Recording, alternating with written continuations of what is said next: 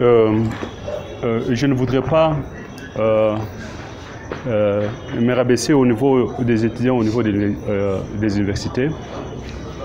Moi-même, en tant qu'étudiant au 3e cycle, je suis inscrit à l'université de Kinshasa, dans la faculté de sciences économiques et gestion de l'université de Kinshasa, où je suis apprenant.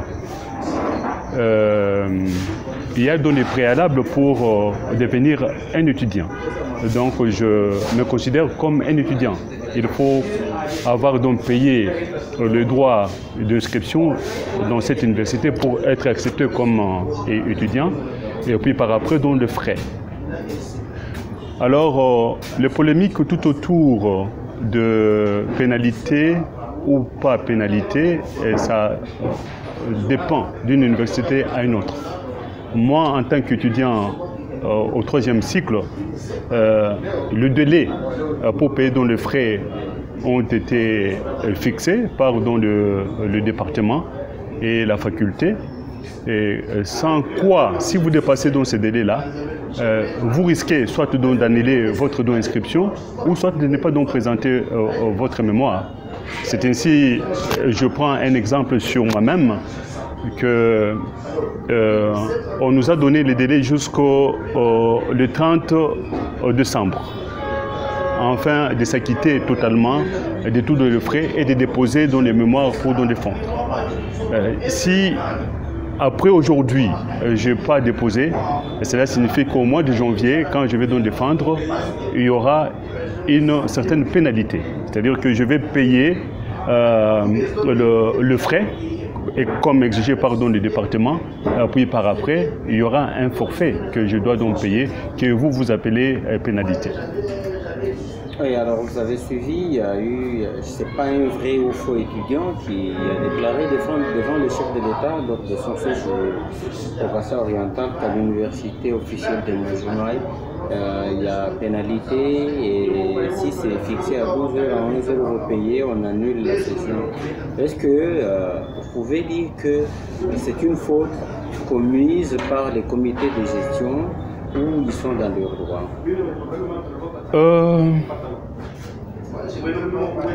Quand on se fait étudiant, il y a un calendrier de paiement de frais. Et à l'issue d'un examen, de la première session ou de la deuxième session, si un étudiant n'a pas terminé tous les frais,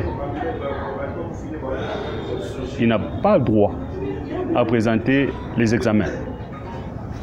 Mais les autorités dans toutes les universités ici, compte tenu des conditions socio-économiques de notre pays, ont essayé un peu d'élargir, afin donc de récupérer les étudiants qui pourraient terminer les frais, afin de participer à la délibération. Alors, vous n'aviez pas pris l'inscription au rôle. Vous n'aviez pas terminé dans les frais, mais on vous a permis de passer les examens. On attend ce que vous puissiez terminer tous les frais, afin que vous soyez délibérés. Sans quoi, vous devriez payer donc les frais avec une certaine pénalité. Pourquoi? Parce que vous aviez décalé les délais de la délibération. Un jury qui est installé a un délai d'existence bien déterminé. Une fois que l'on a délibéré, 48 heures après, le jury doit être donc dissous. Maintenant, si vous vous retrouvez dans les conditions où vous n'aviez pas tout terminé et que l'université accepte donc d'élargir, en attendant ce que vous puissiez payer le frais que vous devrez dans l'université, et ça va, pour participer dans la délibération, bon, l'appréciation de cette notion de pénalité est relative. Je pense, moi, personnellement, qu'on est étudiant quand on a payé dans ses frais. Et que quand on est dans une situation de retard, on peut aller vers nos autorités académiques, s'engager et donner un délai pour payer dans ces frais-là.